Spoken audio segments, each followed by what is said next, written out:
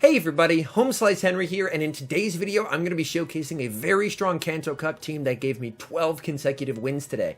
This team is a triple anti-charm team, consisting of Alolan Muk, Beedrill, and Alolan Sandslash, and I play it like a standard ABB style team, with Beedrill as a safe swap, and with the goal being to bait out their Alolan Marowak. And combined with a win I got with a different team, I was able to put together a 13-game win streak in total, my longest ever.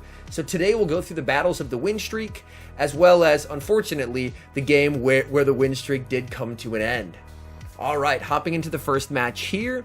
As you can see, we're leading an Alolan Muk into Shadow Dragonair, and with any Dragon Breath user on the lead, unfortunately it's not great for Alolan Muk, because as you can see, those Dragon Breaths add up so much, so in the 2-shield, Alolan Muk really struggles. So I like to play out the 1-shield scenario, and then I'm going to save swap into Beedrill to hopefully entice them to switch out.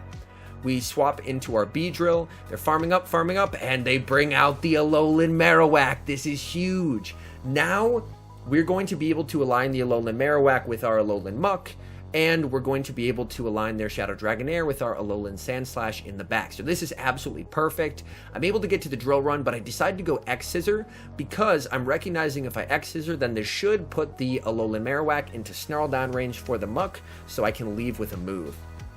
So we should be in a pretty good spot here, to be honest. Bone Club comes through, and we're going to be able to snarl all the way down and leave with energy, so we're going to be able to threaten whatever comes in. And they actually come in with a Wigglytuff, so we are going to instantly switch out, and now that the Alolan Marowak is out of the way, Alolan Sandslash is going to absolutely devastate this backline. Alolan Sandslash, especially with Gyro Ball, is honestly a pretty solid core breaker in the Kanto Cup meta, so long as you've gotten their Alolan Marowak out of the way.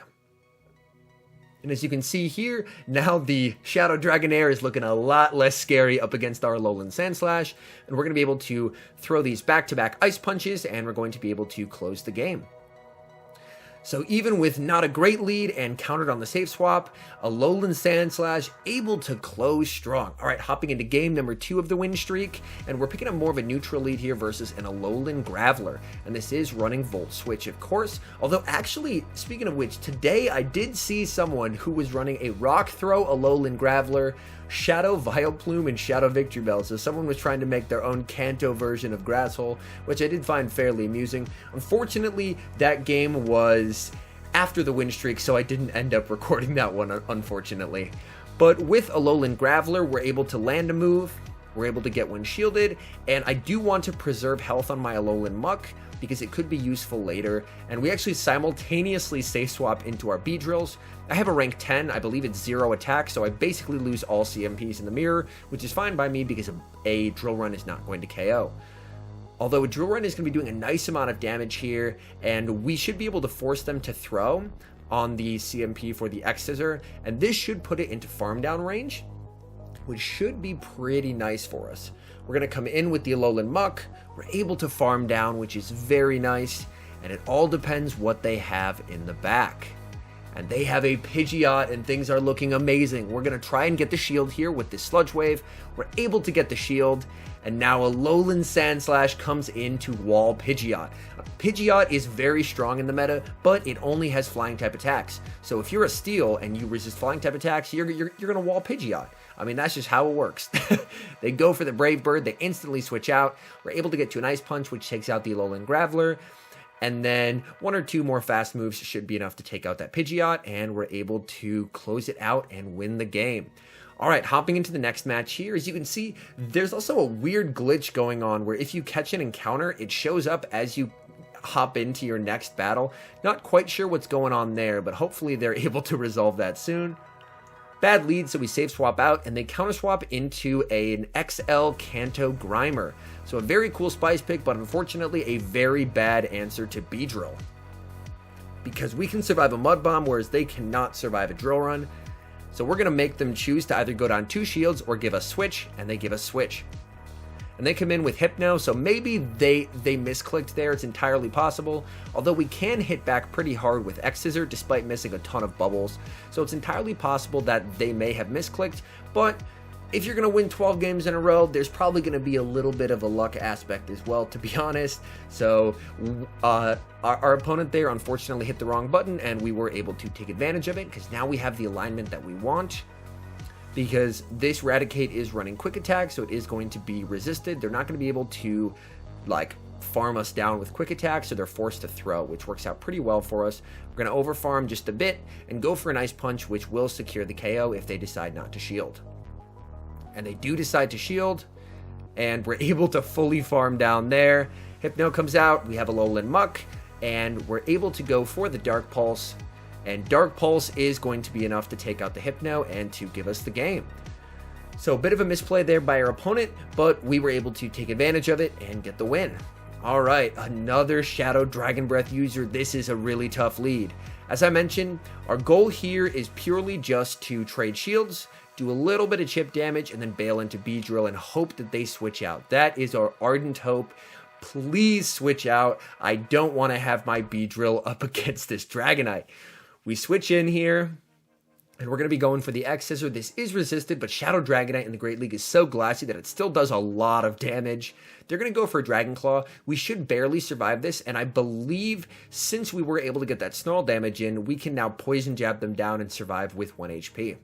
They come out with an Alolan Muk, and since my Alolan Muk is low health, I don't really want to bring it into the mirror. So I am going to bring in my Alolan Sandslash here, and we're able to sneak an extra fast move through as they throw, which is very, very nice. They go for the Dark Pulse. That, of course, hurts, and we are able to successfully time it. So we're able to throw on their second Snarl after we get 3 of our fast moves, so that way they don't get a free one through. Although they do get a free Snarl through as we piggyback our charge moves, so that's definitely not ideal by any means. But we are going to shield up here, and we are going to... Ooh, and they switch out into a Beedrill, and this should just be an X-Scissor. So my plan was to CMP them if they stayed in, but they correctly realized that that was a losing proposition, so they ended up switching out. And so we're going to throw here, and then we're going to come in with the Alolan Muk, and we're only 3 Snarls off the Dark Pulse, and that is going to be enough to take care of the Beedrill right before they get to the Drill Run. The Alolan Muk comes in, they throw, this should just be a Dark Pulse, it's resisted, can we survive it? We do, and we undertap, and we're able to successfully get off the charge move and take the win. So a really, really bad lead, but we're able to secure a very narrow victory. All right, hopping to the next match against Gen 595, picking up a really nice lead here in Mew. They're staying in, so they're probably just going to Wild Charge and dip. So I can pretty comfortably just shield up. And as you can see, I know I lose CMP there, so I would rather just go for the extra Snarl. And they bring out a Charizard on the safe swap. So this is kind of tough because none of our backline wants to see a Charizard, unfortunately. So we actually have to stay in here, but I can always align Beedrill with the Mew endgame, and Beedrill does okay against Mew because of X-Scissor. So we're going to be going for the Dark Pulse. We land it, and now we're going to switch into Beedrill and snipe it with a Poison Jab. This way, we have preserved health on our Alolan Muk so we can threaten the Mew later on. They do come in with the Mew, so we're going to be going straight for the X-Scissor. And man, I am terrible at Bug Bubbles. Got the excellent, still missed a few bubbles there, which isn't great. And they're probably just going to Wild Charge and bail. They do Wild Charge, it doesn't kill. And they have an Alolan Marowak in the back. So it's a really good thing that we preserved health on our Alolan Muk.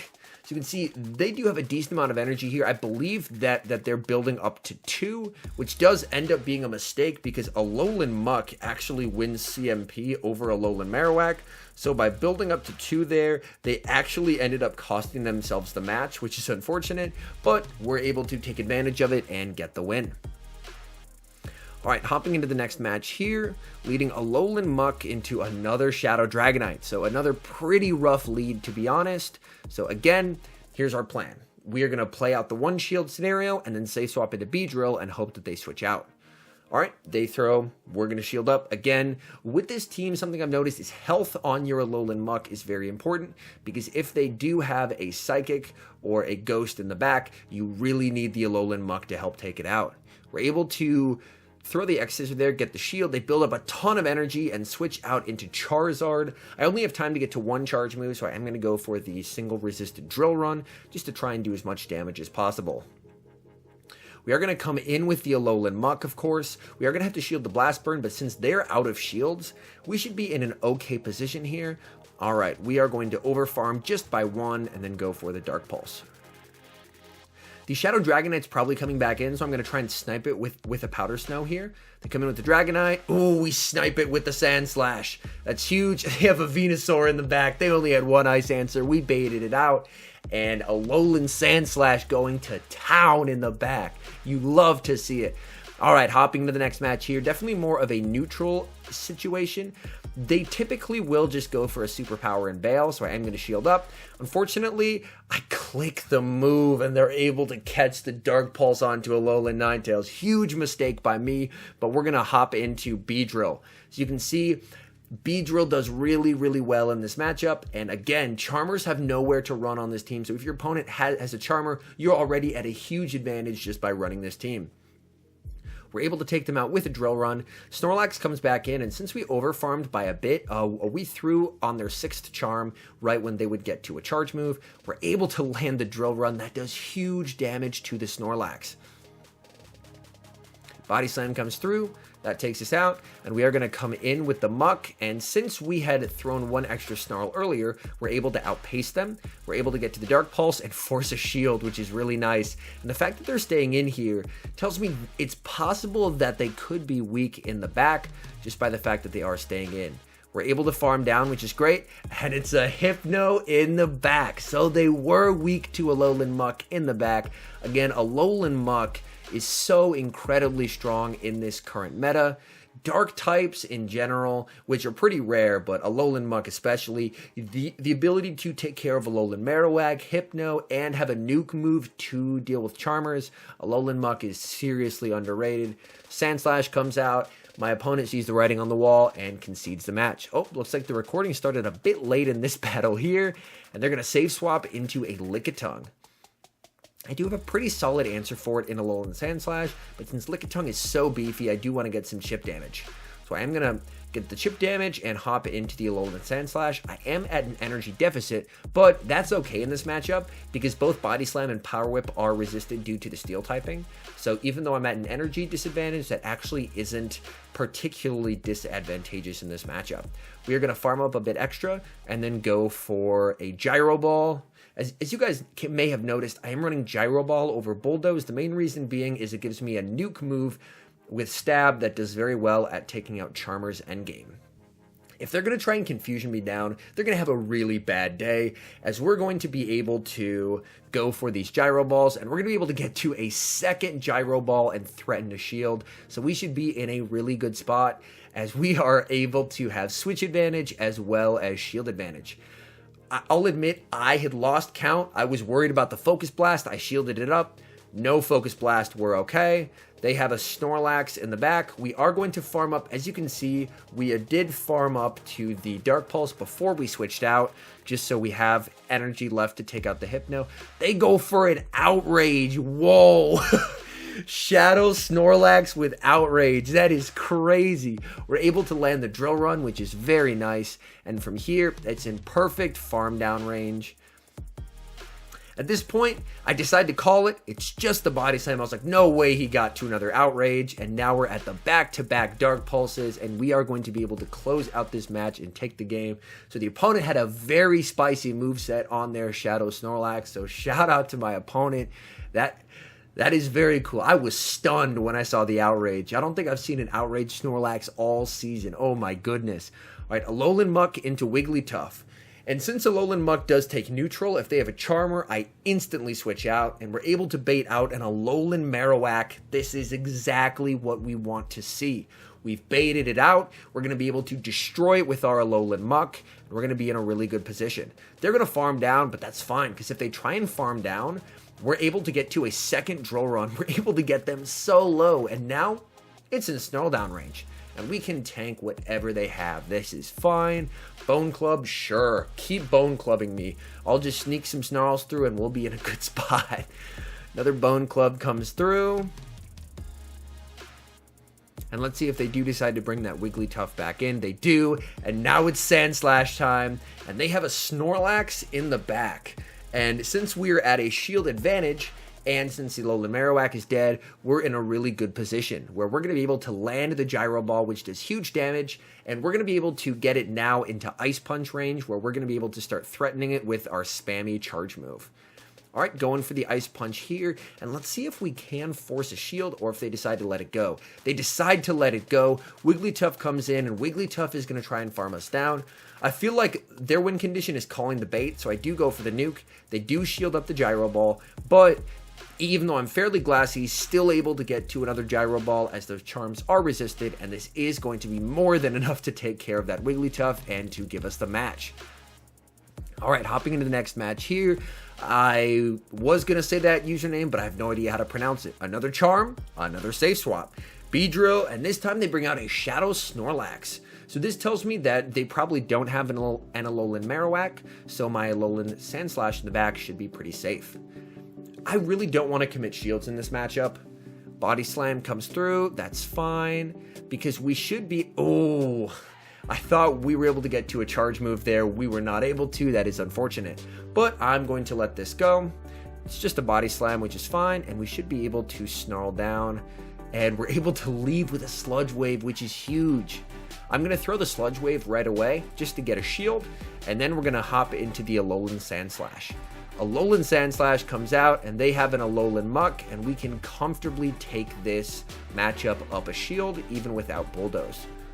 We're going to land the Ice Punch, that's fine. And we have shields, we may as well start using them. We've saved him to this point. I know, me watching this, I was like, we don't have to shield that, but fortunately, HomeSlice, who was playing, recognized that if you have two shields, you should use them at some point. And from here, this game is over, as the Wigglytuff is going to get absolutely gyro-balled. It is rough out here if you're a Charmer versus this team, but that's why I love this team. Get absolutely deleted, Wigglytuff. Alright, hopping into the next match here. Alolan Muk into Kingler. The Spice. Pirate King would be proud. I go for the Dark Pulse. I know Crab Hammer hurts, but I'm like, how bad can it hurt? Oh my goodness. We are in a huge amount of trouble instantly. As you guys remember what I said earlier? Oh yeah, health is very important on your Alolan Muk, and we simultaneously swap. So they bring in a Shadow Dragonite when I bring in a Beedrill. I'm very sad that that was a simultaneous swap, as I would have preferred if I'd seen them swap. Then I could have come into my Sandslash and walled them.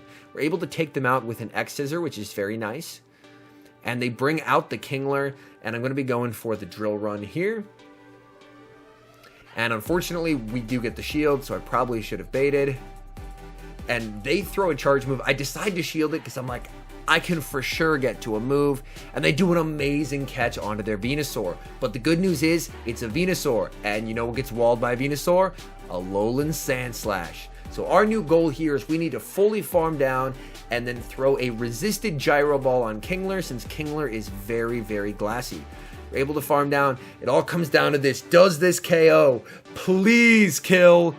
And it does take out the Kingler. Kingler with shields is terrifying. I might have to build one. Oh my goodness. Alolan Muk into Shadow Machamp. Absolutely horrendous lead. This is the hardest lead for us to deal with. Is probably a Shadow Machamp, because you can't really safe swap out because we are ABA weak to it. So my goal here is basically I'm just going to play out the 1-0 shield. I'm going to get a shield with the Sludge Wave and go down, and then I'm going to come in with the Beedrill. I have to shield up because I have to respect the Rock Slide here, but they bait me. Oh no. And here I make a huge mistake. I wanted to count to 2 and I overtapped and it triggered on the 3rd, so it's CMP. Oh, that is so bad. So you can see just misplays galore. We are able to farm down though, which is nice. What do they have in the back? They have a Gyarados. So I am going to build up to a Drill Run, switch out into the Sandslash, and they have a Victory Bell in the back. Okay, this feels doable. I don't want to get hit by a move because Victory Bell hits crazy hard. So I am going to build up a ton of energy, go for an Ice Punch, Gyarados comes back in. They still have a shield, and I have a loaded X-Scissor in the back. So we're going to be able to get the shield, which is nice. Oh, it's CMP. I believe an Aqua Tail does not kill, though. Aqua Tail comes through. That does not kill. It's only neutral. And we're going to be able to do some nice damage here with the Ice Punch, but it doesn't kill. Now we're just waiting for our Switch Clock. Come on. It's up. We're able to go for the X Scissor here. And X Scissor is enough. And we are able to get the win. That is win number 12 in the win streak. But like all good things, it must come to an end. And that happens versus an Electrode lead. This is really not something that I see too often on the lead. And I definitely made mistakes here. The first of which was, as you can see here, I'm building up a ton of energy, but I let a free Volt Switch through, and I've already let my Alolan Muk get really, really low. I'm able to catch onto the Beedrill, which is fairly nice, but my Alolan Muk is very low here. And the Electrode has so much energy. It's very, very spammy with Volt Switch. So this is very difficult. They have a Shadow Lapras. I am going to be going for the Drill Run. This is going to be doing a nice amount of damage. Drill Run does huge damage there. And I come back in with the Alolan Muk since I do have some loaded energy here. And with the Alolan Muk, I'm able to take out the Lapras, which is very, very nice. They come back in with the Electrode. My Switch Clock was not up, so I was just farmed down, which is super unfortunate. Charge move coming through. I do decide to shield it up. It is the Discharge, and I intentionally threw on their CMP so they couldn't switch out. Ice Punch takes them out. What do they have in the back? They have a Nidoqueen, and unfortunately, oh man, I really shouldn't have shielded the Discharge, because if I still had a shield, I could have won this match, but unfortunately I chose to shield the Discharge, and they have an Earth Power in the back, and Earth Power is enough to take me out. So all in all, I think the team is very, very strong. I probably didn't play the best in these sets, as these were literally the first 12 games that I played with this team in this season's Kanto Cup, but I think it's a really strong team, and if you've been struggling with Charmers, this is a really, really good option. Anyways, thank you guys so much for watching. If you're enjoying the content, make sure to leave a like and subscribe to the channel if you haven't. And a huge thank you, as always, to our members here on YouTube. The support you guys provide is absolutely incredible. So thank you guys oh so very much. And until next time, I've been HomeSliceHenry.